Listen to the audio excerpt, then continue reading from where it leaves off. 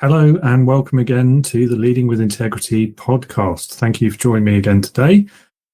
Career development and personal development is something we've covered before in this podcast, but today's guest is an expert people development strategist, which I think is an excellent job title. We'll be hearing more about that later. So I'm pleased to welcome Elena Pastore of Elena Pastore Leadership and Career Coaching.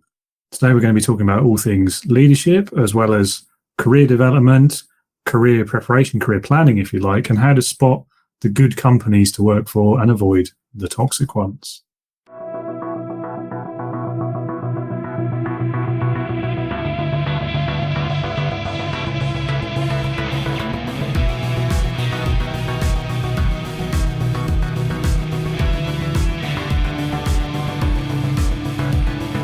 Welcome to the Leading with Integrity podcast.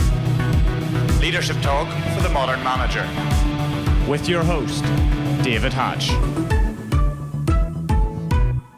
Elena, thank you so much for taking the time out to join me today. I'm guessing it's fairly early where you are. It's 8:30, so not too early, but a little on the earlier side. Yeah, it depends whether you're one of those 5 a.m. people or not, I suppose, doesn't it? I am not one of those 5 a.m. people. No, me neither, definitely not. I don't know anyone who is, but I suppose they must exist. Oh, yes, they do. I know a few. Oh, really? Okay. Tell us a bit about yourself and your career background and how you got to where you are today and why you do what you do. Yeah, my name is Elena Pastore, and I'm a leadership and career coach. I also like the title people development strategist because I love to develop people, and really at the core of what I do is developing others in some way, shape, or form professionally. So I always joke that my whole life I never knew what I wanted to be when I grew up. And, you know, when other kids say, oh, an astronaut or, all these crazy things, I really never knew. I had no idea. And it was when I was almost graduating college that I knew I liked help. Well, I always knew I liked helping people. And I just didn't know how that would translate into a job other than a teacher or something, I guess, really, something basic. I wanted to do something that was a little bit unique. And, graduating, I went to grad school, I worked at a startup, I did, all these things. And then I realized coaching was a job and how coaching is different from consulting or advising or mentoring or training and all of those things. And, the pandemic and just a number of things happened. And 2 years ago, I decided I'm going to start my own business and I'm going to be a leadership and career coach. And so I work with people of all ages, all backgrounds. I work with individuals, I work with teams, I work with groups. I do some trainings and, larger scale events and things like speaking, things like that as well.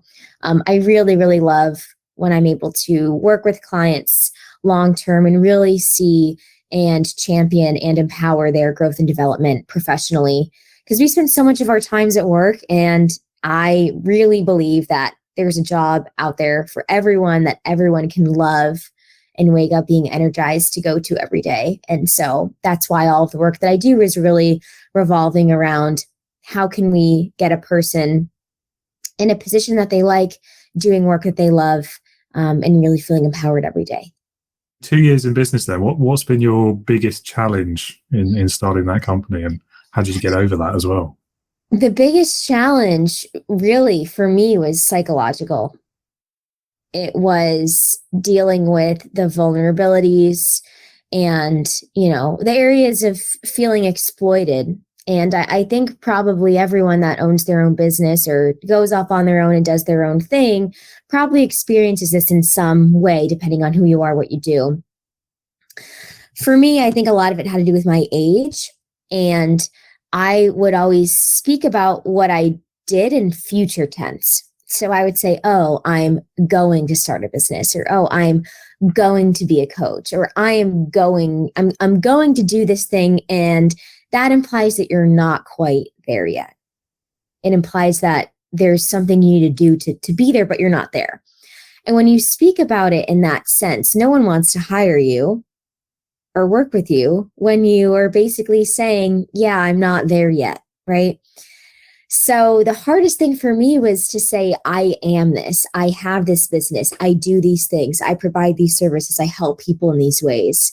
And once I get over that hump, that was when I really started to embody, being a coach and doing the work that I do. So that was really, truly the hardest part.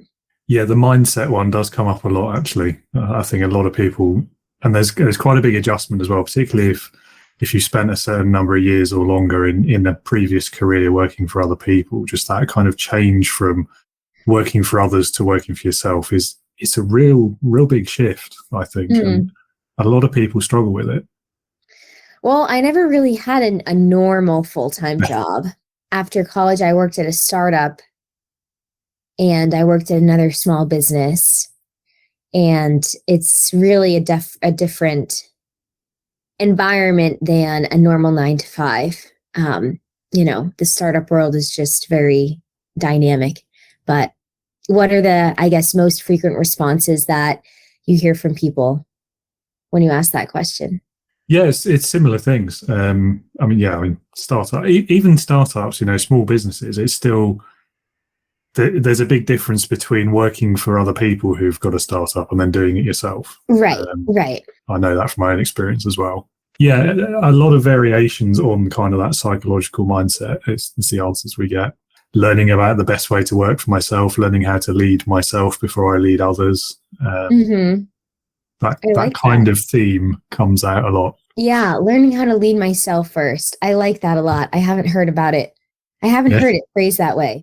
So what kind of people do you work with? Do you have like an ideal client, I suppose, or someone facing a challenge that you want to help with, for example? I mean, as far as age, most people just, I think naturally that I work with are in their probably 30s, 40s.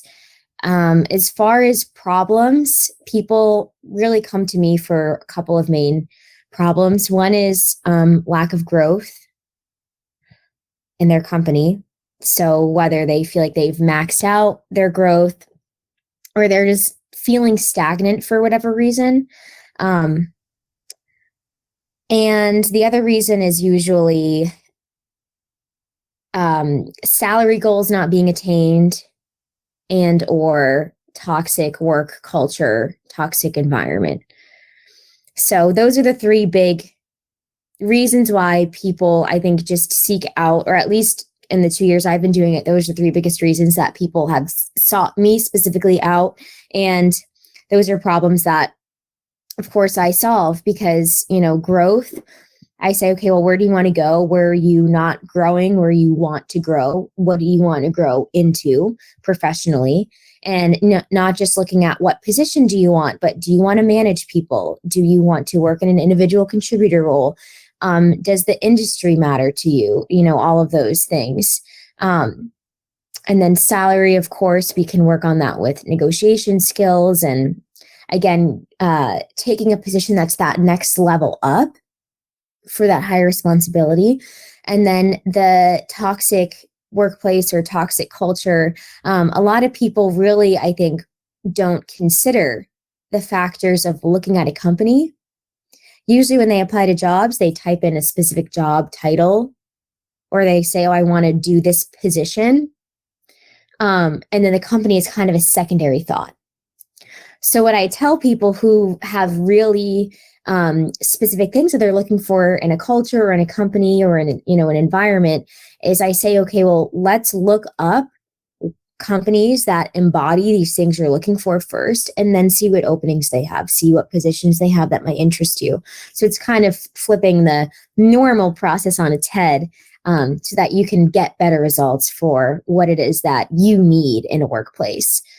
So I think that's probably the biggest thing that people don't really consider, and that I, tell everyone, even if that's not a main pain point for them, is, hey, you should really give more consideration to the company rather than just finding a company as a result of finding the position.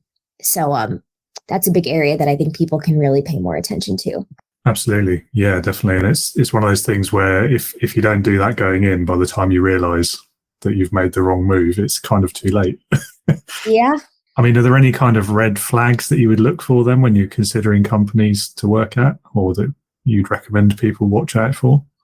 So it is hard to tell on just a job description what that company's culture is like. So I say, rather than what red flags do you look for, I would say, what green flags do you look for? Because a red flag might not necessarily be able to surface itself in the job search. A green flag, I think, is much more noticeable and easier to find. So for companies that have on their, their website, their social media, whatever materials are out there on the internet, companies that really champion their employees, talk about, the type of precedent they want to set and the type of environment that they foster, usually they make that very clear. So I interned in college at an insurance company called Amica Insurance in Rhode Island in the USA, which is actually the very first insurance company in the country. They used to be so exclusive that you had to be recommended by a customer in order to get insurance from them. So I think, there's not like that anymore, but I think rather than looking at that as an exclusive type of thing, I kind of look at that as they really want to vet the people that they are working with. But anyway, when I interned there, I could almost memorize it now, but not quite. They had us memorize the mission, vision, values. They taught us about culture. They had us do a project on the company culture and how we as interns could embody the company culture. And so they did all these things, and it's very pertinent, I think, observing their website and their, social media and everything, that they are a positive workplace because just of how they talk about their values and how they live those values, they make it very obvious. Toxic companies, there's an absence of that, yes, but you don't necessarily see, you could look at an absence just as a neutral ground, but you don't necessarily see the negative of that online. So I think when you're in step one doing your research, look for the green flags. When you're in the interview process, look for the red flags. The red flags will be made more clear when you're actually in the culture, whether you're physically in the interview in the building at the company or just on Zoom. I think it becomes more pertinent, and the green flags do as well. And this is where candidates can really take the opportunity to ask good questions at the end of their interviews to say, for example, what adjectives would you use to describe this workplace? Or how would you describe the culture? You can ask those questions to really learn about, is this an environment I want to be in? And is this an environment that's going to foster my growth? If you're in an interview where there's multiple people interviewing you, see what the dynamic is like between those interviewers. Is it cold? Is it friendly? Is it open? Can they joke around with each other? That can tell you a lot too, just by observing that as well. Yes. And also, I guess you can sort of learn quite a lot from the questions they ask you during the process as well. Sometimes that can give you some pretty good hints. Yeah, definitely. Yes, it's a different world probably to when I was last looking for a job. But from what I read, you get the sense these days it's almost more important that the candidate likes the company than the other way around. Yeah, I mean, it has to be mutual. And that's something I really struggled with as a college student. I was a terrible interviewer. Terrible, because I talk a lot. I would just go on and miss the point of whatever question they were asking me. And I think I've improved since then. I think I still can, improve. But at least I think for people, like myself when I was in college, or, anyone really that's looking right now, I think there's a lot of sometimes feelings of desperation, or that I hope they want me, right? I hope they want me. I hope they give me this offer. It really should be a mutual fit. And it's much easier for me to say that than for someone to go out there and find a company where the candidate's interviewing the company as much as the company is interviewing the candidate. And I truly believe that. It's just that a lot of times the mindset that candidates approach it is out of desperation, or out of, what will I do if I don't get this offer? Or I really need to get this offer. I need to do anything I can to impress them. And that does become evident. And, we don't want to hire people that are desperate. So I think really working on those interview skills is super important, not just how you respond, but also how you ask those questions and how you are, as a candidate, are intentional with the questions that you're asking. Super, super important, all of that. Yeah. So with things like the Great Resignation and now this quiet quitting, do you see kind of that big shift more in favour now of job seekers as opposed to companies? Do you think it's a bit of a cliche word, but do you think they have the power now as opposed to fully being at the mercy of the people paying the salaries? That's an interesting question. I hate to use the word power, but if I were to... Yeah, me too. Sorry. No. I guess influence, or yes, who has the bigger influence? I would still say the company has the bigger influence, because especially if it's the big companies like Google and Amazon, and I think they always will. I think the smaller companies, really small companies and restaurants, maybe, let's say, I think are more at the mercy of the candidate. But yeah, I think it certainly depends. I do think candidates are being more demanding. And I have, a positive representation of demanding when I use that word, which I think can be good and bad. I think knowing your value is the most important thing, and knowing your value without having an inflated head about it. Although from what I've seen with my clients, it's usually the opposite. Usually they don't give themselves enough credit. Usually they think they deserve less, or they ask for less, or they go for a position they're overqualified for. So I would say normally it's the case that people do need to ask for more, rather than there being too many people that are asking for too much. And I think it's good that people are kind of stepping up to the plate. And I do think one of the reasons why we have a big wage gap between men and women is because men off the bat are much more inclined to negotiate and ask for more money up front than women are. And just statistically, men, to the dollar make more than women. And I do think it's because women are not asking when men are. And then just from the baseline that sets men apart for, the following years of your career, when you have a higher foundation, of course, you're going to continue to grow at an accelerated rate compared to women. So that's another conversation, but just the idea of candidates asking for more, I think, is good. I think at the end of the day, companies are the ones that say yes or no, and accept or reject any counter offers or negotiations. So, I think it's really all about putting more balance to the whole system. And I do think more balance is what we're after during this period of the Great Resignation. Yeah, that makes sense to me. Yeah. And sadly, yes, I agree with you on the men versus women comments as well. I think part of that, is because of the way men are kind of conditioned in the workplace. Like, it's almost expected that you're going to be ego driven and you're going to demand more than you're probably worth.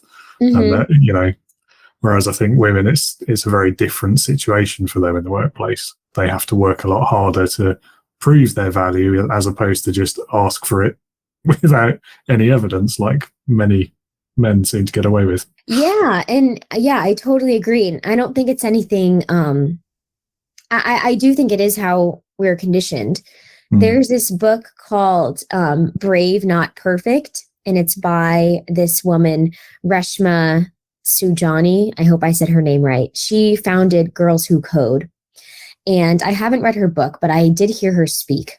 And she gave a speech. And she says, we teach girls growing up to be perfect, and we teach boys to be brave and courageous.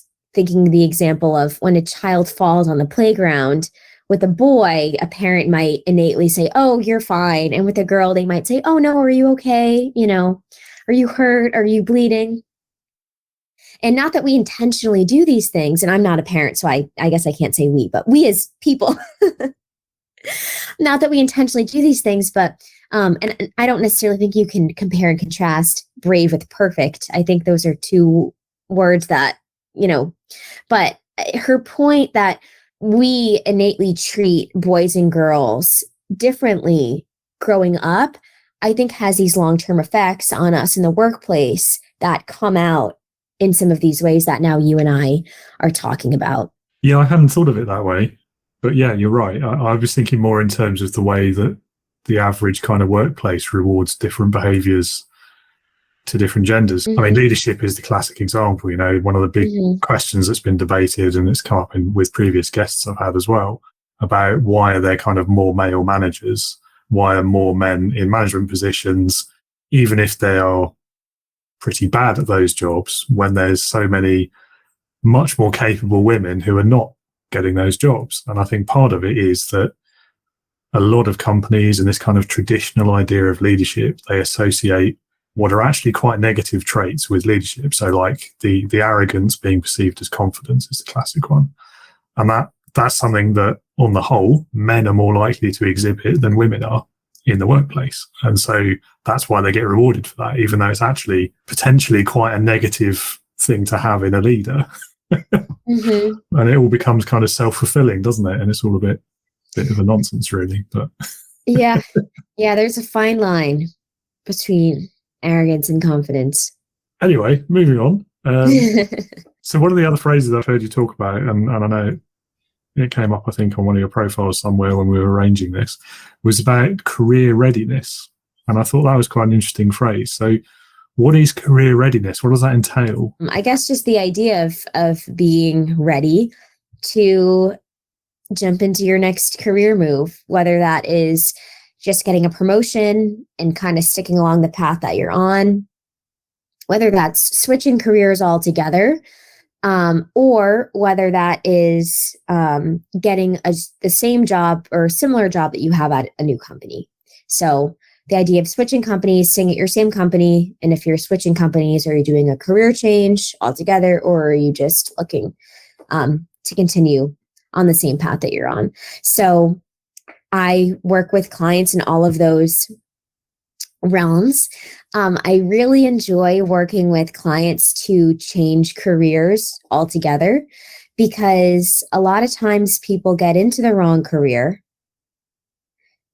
They suppress something that they know that they love and that they'd want to do, but they choose to go after something else, whether it's to fulfill expectations of parents, spouses, siblings, etc., or whether they feel like they can't make money in that field, so they just suppress it, do something else, and then it comes back up and they are unhappy. So I love helping people find, explore, and accept a job in whatever that passion area or skill set is that they should have pursued and never did. That's really exciting for me, because a lot of times people just simply feel like it's not possible. People tend to think that if they've been in a job for, or been in a specific skill set area of expertise for 10 years, sometimes even 5 years with my younger clients, they're like, oh, this is the end of the road. I can't do anything else ever because I've done this for 5 or 10 years and I have to do this for the rest of my life. And that's so not true. No, can confirm. Definitely not true. Yeah, people pigeonhole themselves, and we spend so much of our lives working, right? And I'm sure you've heard this, and listeners as well. We spend so much of our lives working. So why are you going to choose to do something that you know you don't like, or that something's out there that you like more? It just is crazy to me. And I want people to love their lives and not live for the weekend. And usually the area that can have that I don't want to say that we should change, but usually it's career is the one that people know they need to change and don't. And I want to be a part of that. It is very easy to get stuck in a rut, I must say. I mean, oh yeah. I spent 10 years in the same company. Like, it wasn't even that I kept doing the same thing in different places. It was literally the same company. And looking back, I don't know how I managed to do that. Like, it wasn't intentional. I didn't plan to do it. It was just kind of, well, this is comfortable. This is easy. I can rely on the paycheck. It's not the most exciting thing I've ever done, but it pays the bills. And you blink and 10 years have gone past. Yeah, I think comfort is the biggest thing that can lead to complacency in your career and, in other areas of life as well. And even when you know that the grass can be greener or that, you should move on, it's the comfort of knowing what to expect, even if it's something that's not so great, because we as humans like to be all-knowing to the best of our abilities. And we like to be able to predict, and we like to know what's going to happen. And there was this very interesting quote that I read just, a month or so into COVID when the world shut down.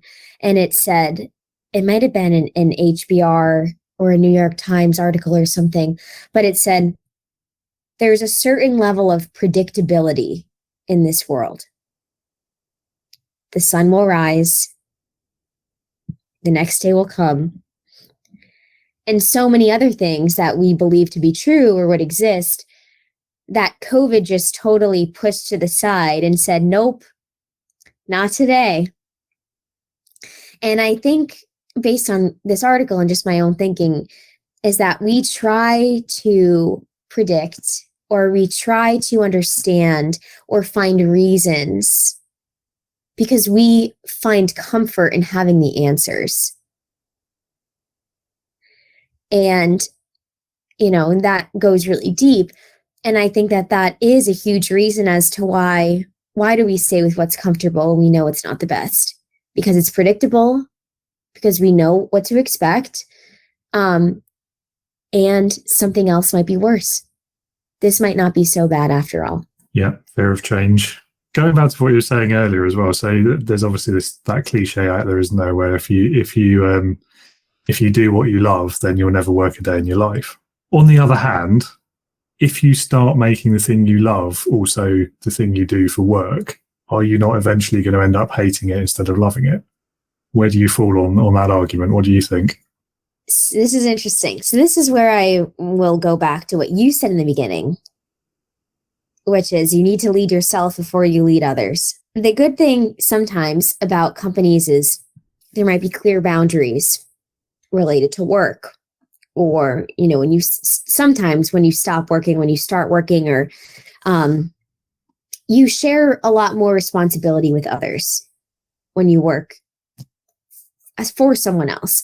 When you work for yourself, it all falls on you, and it's on you to set those boundaries, to delegate responsibility, whether it's delegating it to yourself, delegating it to your to-do list, or however you choose to do that. And I don't necessarily agree that if you do what you love, you'll never work a day in your life. I do stuff that I don't want to do all the time. I hate accounting. I hate invoicing. It's just so boring to me, but I have to do it unless I hire someone. And I'm not at that point yet. Hopefully one day I will be. I think doing what you love means not that you never work or never do things you don't want to do. It just means that you get to do more of what you love, or you get to be really fulfilled. We all have things that we don't, house chores, cleaning, right? There's always going to be things in life that we don't want to do. And I think work falls into that. So that's what I have to say about that. And yes, I do think, to your other question, I do think we can come to resent ourselves or the thing that we love when we mismanage it, or when we don't know how to set those boundaries. We don't know how to do those, delegation tactics and things like that. So I think it's hard. It's really hard to figure out what works for you and to figure out what that balance is. So I think, yes, you must figure out how to manage everything, or you may begin to, resent is a strong word, but I think for some people, yeah, that does happen. It's important to set your boundaries and to have your ducks in a row. Yeah. So both then, I think, is the summary of your answer there. I think I'll probably agree with you as well, to be fair. It is about the kind of the managing the business side of it. And I don't know, I kind of think it's all worth it though, for having that kind of, for me anyway, for having the freedom to be the one who decides what the business is going to do. Yeah. What's the best thing then about what you do? What's your favorite part of your business? Developing people and seeing the change in them. It can look like lots of different things for different people. And I was actually just talking with some colleagues last week about the idea of requiring results. And someone said, I don't like that because, a coach or, whoever can't always ensure or guarantee results on behalf of the client or the person they're serving. And I said, results can look very different for different people. If you have someone that is an extremely high performer, really great at what they do, and they just want to get that next promotion, the result for them is going to be getting that promotion. And that is pretty easy, pretty linear to see. If I have a client that is extremely in the weeds or very down, they have no idea how to get out of their situation, they really are, not happy with where they are in life, that promotion or that job is so far away from where they are now. So a result for them is just to even switch their mindset and to get them thinking about the possibilities and open them up to what a better job could look like. So I work with clients in both cases, and I have to treat them very differently. So one of them, they might get that end result immediately. The other one, their results along the way are really just progress.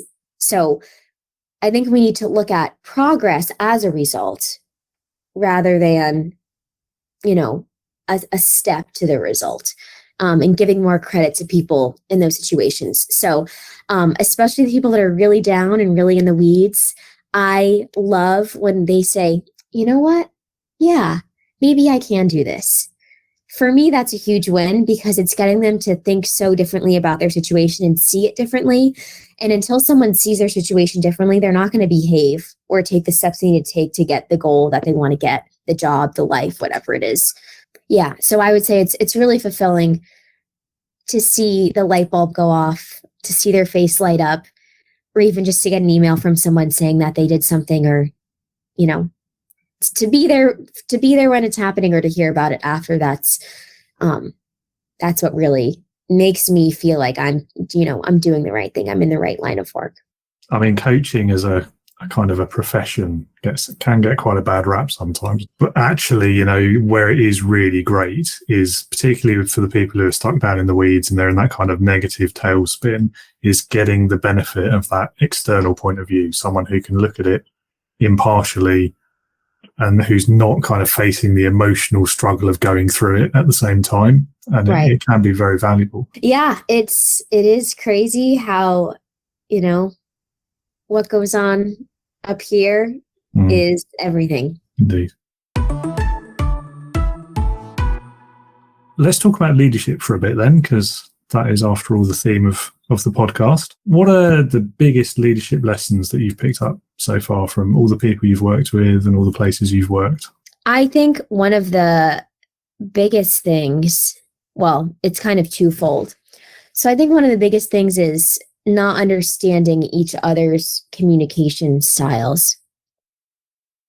The leader not understanding how to communicate to people they lead, and then the people being led don't know how to communicate to their boss or the person that's leading them. Within that, transparent communication, and really being clear. When I say transparent communication, I don't mean telling people what's going on every minute of the day. I mean being open about why decisions have been made, what factors were considered, and why ultimately making it a decision that has been made was the best one.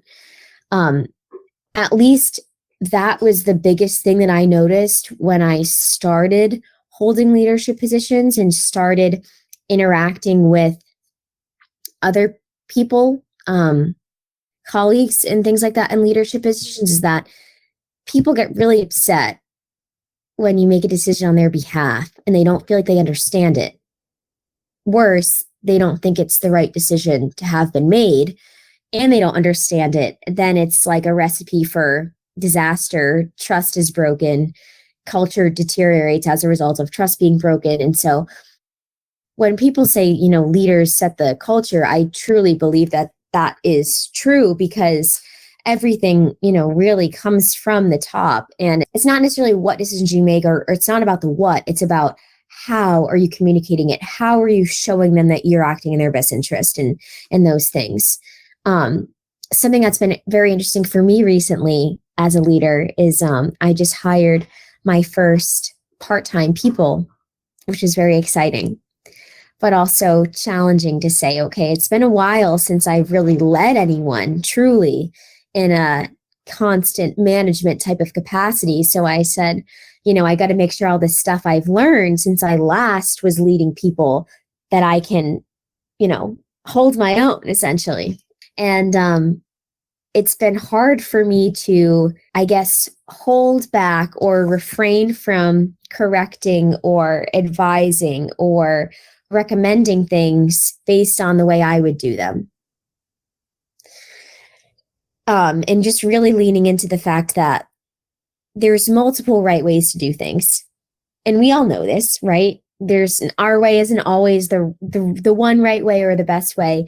But for me, after kind of not having led people for really 3 years and now being in a management position again, 3 years when I was, getting my business up and running, it's hard to say, what, if they don't do it the way that I would do it, that's okay. They're learning. There's multiple right ways to do things. And I have to appreciate that I've taught them and I've trained them and I've mentored and coached them to do it right in their own way. And I have to be okay with relinquishing that control and saying that they can do just as good of a job as me, especially because I trained them and I taught them.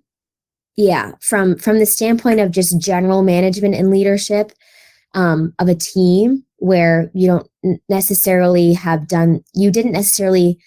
do the same job that the people you're doing are doing, to also the viewpoint of I'm having them do things that I used to do and being okay with people doing it differently. Two interesting concepts there, I think. Firstly is when you talk about transparency, and that's such a massive challenge for leaders and managers. And I think it's getting that balance right between avoiding kind of the worst case, which is where people think you're hiding something from them and you're actively not sharing information with them, and then immediately they will assume the worst. They'll assume that you're, I don't know, maliciously making decisions against what they want and you're trying to put them out of a job or whatever. Right. But at the same time, you don't want to tell them absolutely every single thing that happens all the time, because they don't need to know that. Nobody needs to know everything, despite what people may think. I've been there where I thought I needed to know everything and I was totally wrong in hindsight. But yeah. And then it very much links to the second thing, which is trust. And that's exactly what you're talking about. You're taking on people again, and you've got to kind of relearn how to trust the people that you've trained and trust that they know how to do it and that they're going to produce it to an acceptable standard. Mm-hmm. And then remembering that trust is a two-way street. You need them to trust you, and that's where we come back to transparency. And it's all kind of links together nicely, doesn't it? It does. Are you familiar with Brene Brown?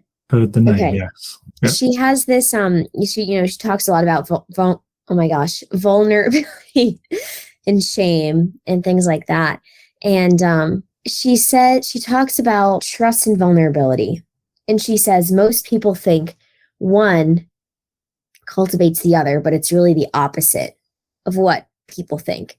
It was very interesting how she talks about kind of that cycle and that dynamic of how can you build vulnerability and trust on your teams and with your people and in your relationships, because that is really how you build strong connections and strong relationships, is when you have those two things. And you really do need them at work, at home, every facet of your life. So I love her. I think she has a lot of great nuggets of wisdom too related to all of this. But yes, vulnerability builds trust, because when someone sees that you're vulnerable, they'll say, oh, wow, this person is being open with me. I barely know them, or, so that makes me trust them because they are not afraid. Trust builds trust, doesn't it? So, if you're a leader and you're trying to build trust within your team, you have to trust them first. And it's a two-way street. It's reciprocal, all those other cool words. Yeah.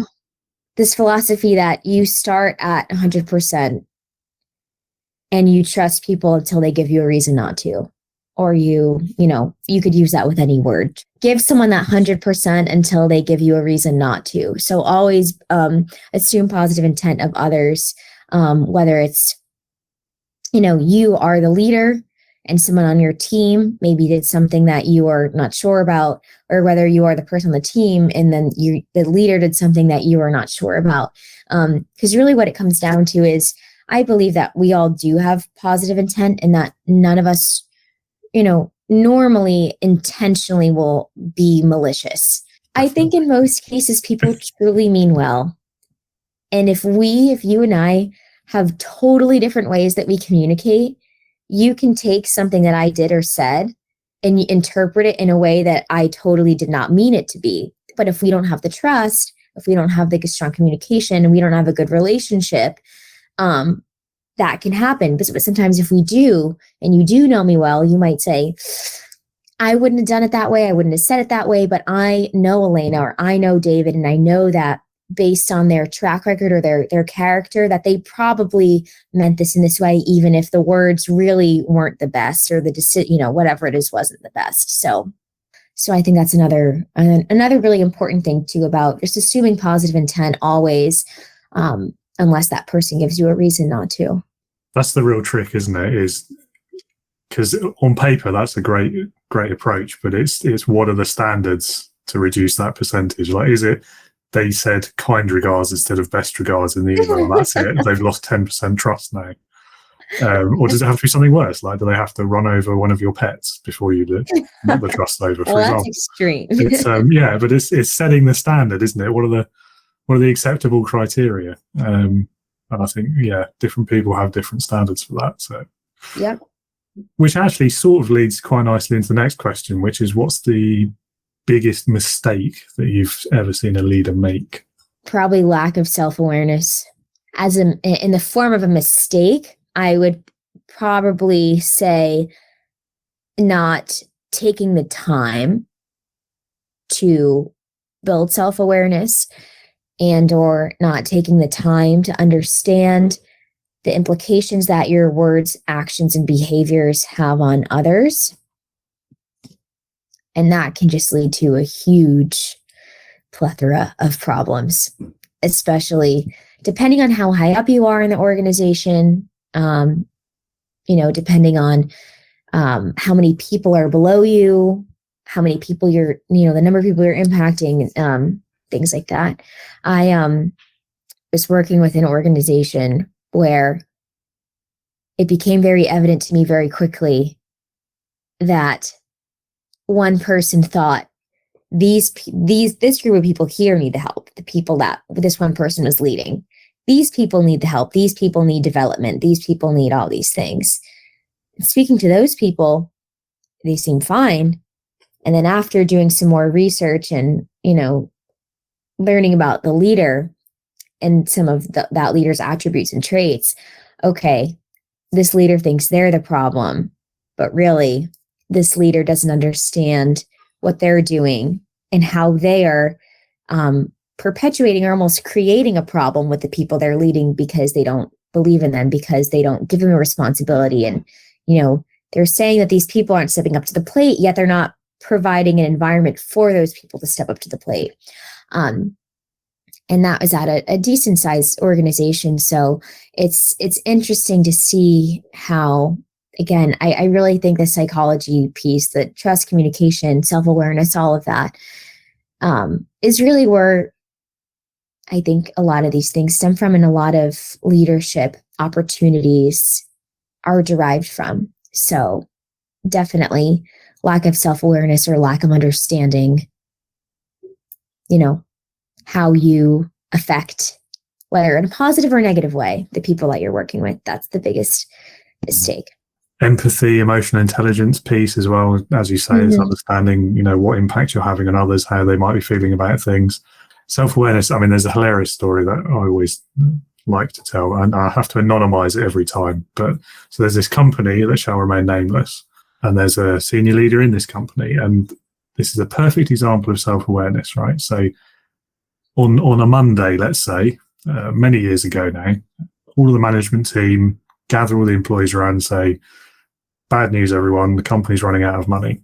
We're going to have to be looking at redundancies. Such and such senior leader is in charge of that.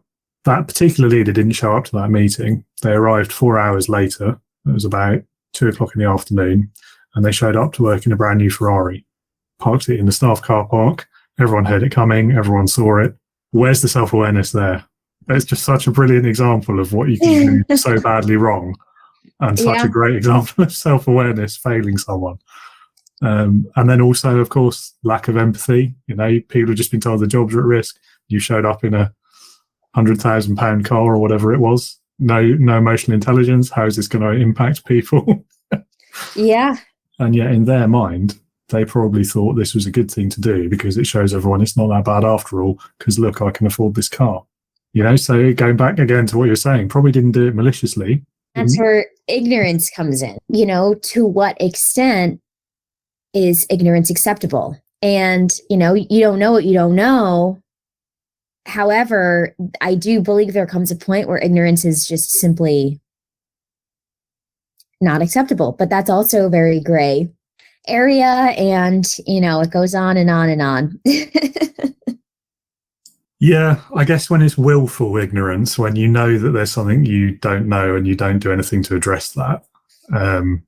If you don't know, you don't know it, as you say. I mean, can you really be blamed for that? In this story you told, I guess I would say, yeah, that's totally not appropriate. But in what world did this person think it was appropriate? I don't know. We'll never know. It's a funny story anyway. It is maybe not for the people who were there, but I think it's funny in hindsight. I do too. Okay, let's change tack then and get a bit more positive again. What is the best thing you've ever seen a leader do?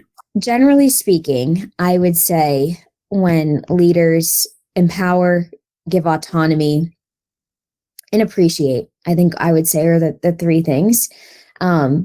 So by empower, I mean give the person that they're leading the skills, tools, and resources they need to succeed, and allow them to truly believe that the leader believes that they can achieve those things. Appreciation, whether it's in the sense of, financial compensation, giving out a raise, or just simply saying, hey, I see that you did this and I really appreciate that. Or, calling out specific skills or specific things that the person did that are positive. Yeah, I think those are the most powerful things that a leader can do for the people they lead. And I also think it cultivates back to what I talked about in the beginning of why do people leave their jobs? Because they don't have growth. And I think if you have all those three things, you have appreciation, you have empowerment, and you have autonomy, you will have growth. So I think that, again, a leader so much does impact the experience that the employee has. And it can be a stark difference in a positive or negative way from what all of the other employees in the company are experiencing because of that, the way that leader particularly leads. And so just to kind of bring it full circle, when you have those things, you can have growth. And when you have growth, you have an employee that's fulfilled and that wants to be and stay where they're at. So what advice then would you give to a new manager who's leading people for the first time? I would say to make sure that you step beyond your skill set of the tangible work. Normally people get promoted from being a contributor to managing the people that are doing that job. And they think that just because they have that skill set that they can manage. And really, those are two entirely different skills. So I would say, obviously, hold on to that expertise that made you successful in your contributor role. And also, do some leadership development for yourself, whether you are able to get a coach for yourself, whether you're able to seek out a mentor that has successfully made that transition already, whether you read some books about management, read some or watch some videos, listen to some podcasts about leadership. Maybe take some personality tests to help you kind of get there and start with something. Although personality test is definitely not the end of the road. It's just a great way to help you dig up some of that stuff that you may not recognize in yourself. And then one of my favorite things, which I think is very obvious, but that a lot of people just don't do, is ask your people what they need. How do they like to be led? Do they like more of a direct approach? Do they like little direction and they just like to go out and experiment? I think that directly asking your people what they need from a leader and what they need from you will allow you to not guess, and to just know what they need, and to just do frequent check-ins and make sure that you are being what those people need, because really being a leader is not about being able to tell people what to do. As we all know, it's about serving the people that you're leading and making sure that they can be successful and championing their success. 100%. Yeah. Responsibility of the leader has to be, it's creating that environment for success. And that absolutely has to factor in, what are the best ways of working for each individual member of your team. Yeah. Right.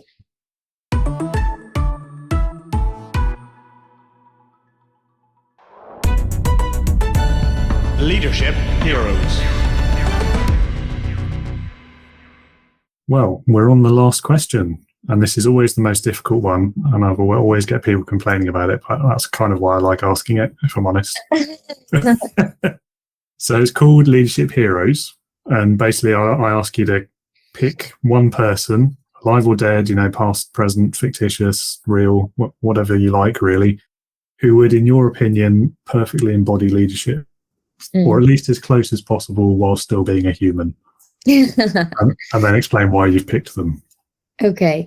Yeah. So usually when I'm asked questions like this, I always say my dad, which just sounds kind of cliche, or my mom, depending on the question. But I'm going to say my dad for this one.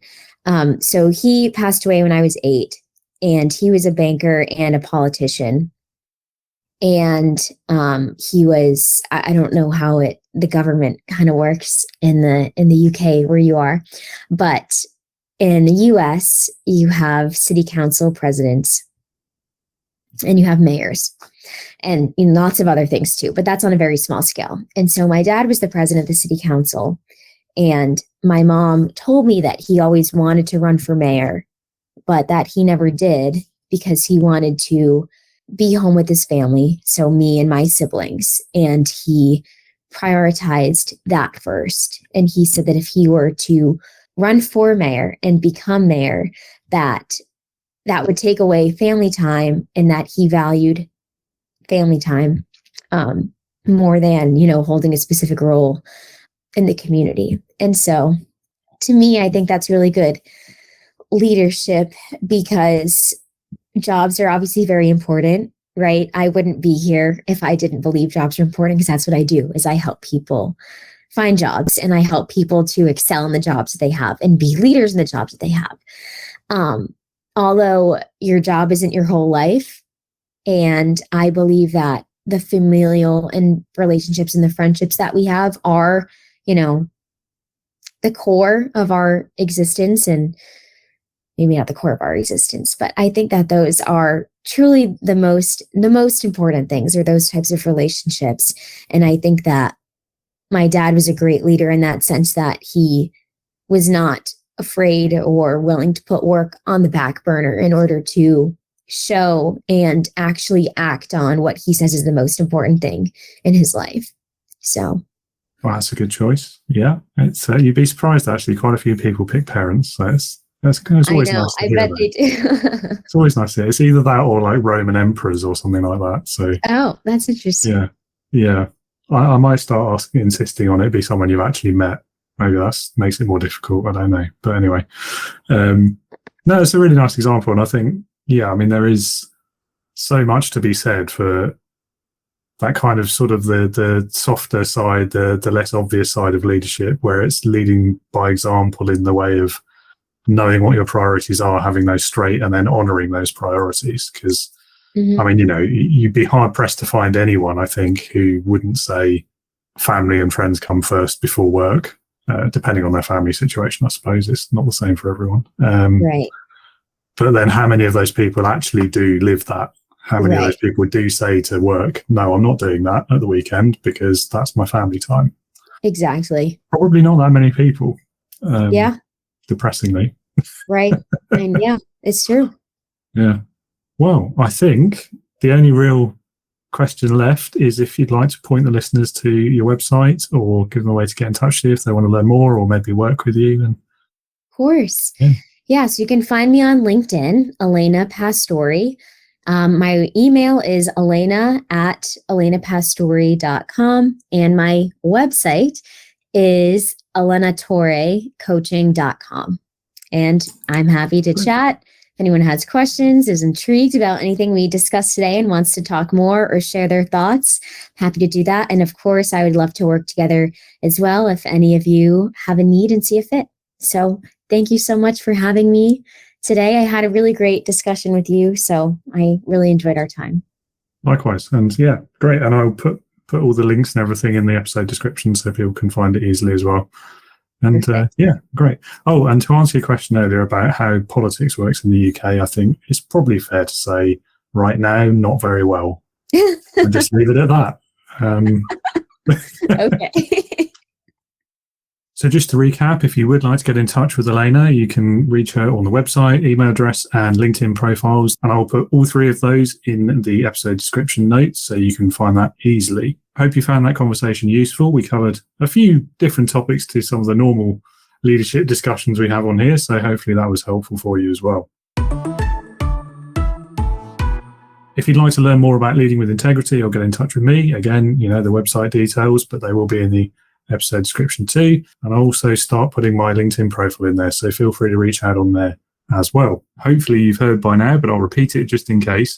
I am launching a brand new online live training course for new leaders, first-time founders, people who need support with their leadership. Perhaps you're facing issues like quiet quitting, staff disengagement, perhaps you've got retention problems from the Great Resignation, or perhaps you're just stressed about getting the most out of people in these increasingly difficult economic times when it has become so much more important.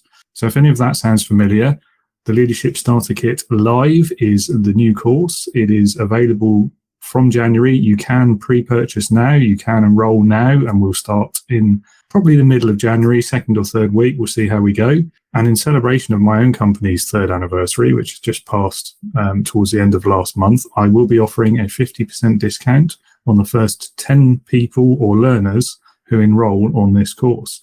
So if you want to learn more, the website for that is www.leading-with-integrity.co.uk/free webinar.